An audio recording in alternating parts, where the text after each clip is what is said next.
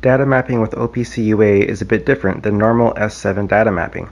OPC UA uses a different addressing convention that will be explained here.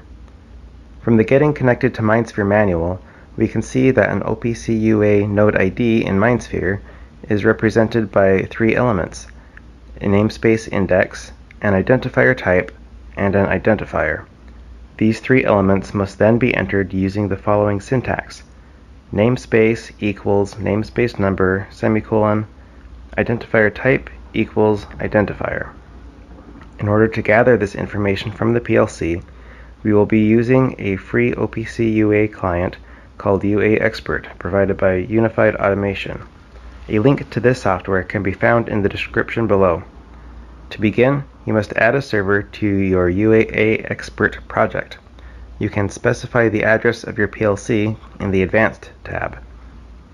Set the endpoint URL and security settings and click OK. Now, make sure you are physically connected to the PLC that is hosting the OPC UA server via an Ethernet cable. Once you are physically connected, we can connect to the server in UA Expert. If prompted, accept the server certificate and continue. Now we can browse to a data point.